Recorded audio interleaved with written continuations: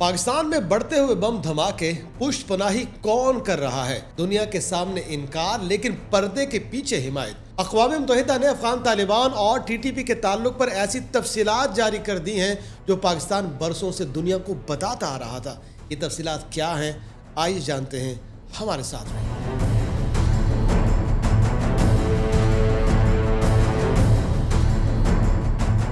ناظرین، افغان طالبان حکام کی جانب سے ٹی ٹی پی کو ملنے والی حمایت ابھی تک ختم نہیں ہو سکی اور اسی ماحول نے پاکستان کے اندر حملوں میں اضافہ کر دیا ہے۔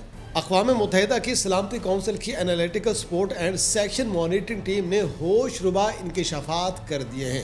اس رپورٹ کے مطابق جنوبی ایشیا میں شدت پسند تنظیموں کا خطرہ اس وقت برقرار ہے اور پاکستان اور افغانستان کے درمیان سرحد پار حملوں نے علاقائی کشیدگی بھی بڑھا رکھی ہے۔ مانیٹرنگ ٹیم کے مطابق افغانستان میں عملی طور پر اقتدار میں موجود طالبان حکام ٹی ٹی پی کے لیے اپنی حمایت کو جاری رکھے ہوئے ہیں، اس کے نتیجے میں پاکستان کے خلاف حملے مزید بڑھے ہیں اور دونوں ملکوں کے درمیان فوجی جھڑپیں بھی ہوئی ہیں۔ تاہم افغان طالبان ان الزامات کی تردید کرتے ہیں اور کہتے ہیں کہ افغان سرزمین کسی دوسرے ملک کے خلاف استعمال نہیں ہونے دی جاتی۔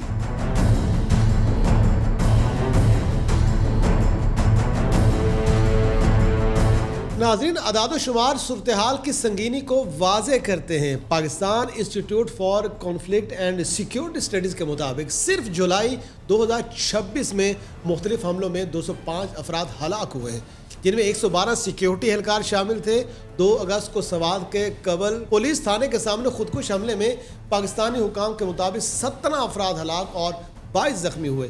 اس سے قبل 24 جولائی کو ٹانک میں ایک چیک پوسٹ پر حملے میں 14 سیکیورٹی اہلکاروں سمیت 15 افراد جان سے گئے۔ ان حملوں کی ذمہ داری قلعدم ٹی ٹی پی نے قبول بھی کر رکھی ہے۔ رپورٹ میں کہا گیا ہے کہ افغانستان سے جنم لینے والا دہشت گردی کا خطرہ بڑی حد تک تبدیل نہیں ہوا۔ کئی شدت پسند گروہ اب بھی افغانستان میں کارروائیاں جاری رکھنے کی صلاحیت رکھتے ہیں اور یہ صورتحال پاکستان کے ساتھ وسطی ایشیا کے لیے بھی خطرہ بن چکی ہے۔ طالبان حکام نے داعش خراسان کے خلاف شمالی افغانستان اور کابل سمیت کئی علاقوں میں کارروائیاں کی ہیں، جس سے افغانستان میں اس کے حملوں میں کمی آئی ہے، لیکن پاکستان میں داعش خراسان کے حملوں میں اضافہ ہوتے دکھائی دیا ہے۔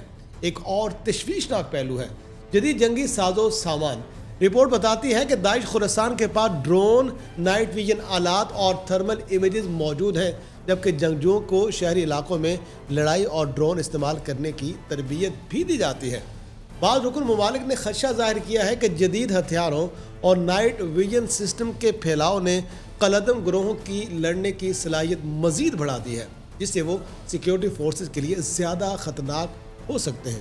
ناظرین، اس رپورٹ میں ایک اہم دعویٰ یہ بھی کیا گیا ہے کہ افغان طالبان حکام نے ٹی ٹی پی کے تقریباً 2000 جنگجوؤں اور ان کے خاندانوں کو پاکستان کی سرحد کے قریب علاقوں سے افغانستان کے اندرونی حصوں میں منتقل کیا ہے۔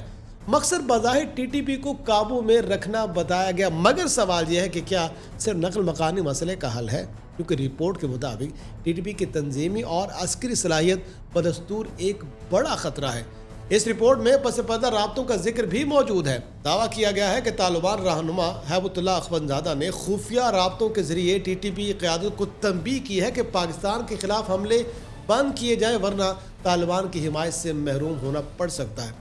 اگر یہ اطلاع درست ہے تو اس کا مطلب ہے کہ طالبان قیادت پر دباؤ موجود ہے، لیکن اب تک ایسا کوئی فیصلہ کن اقدام سامنے نہیں آیا جو پاکستان کو مطمئن کر سکے۔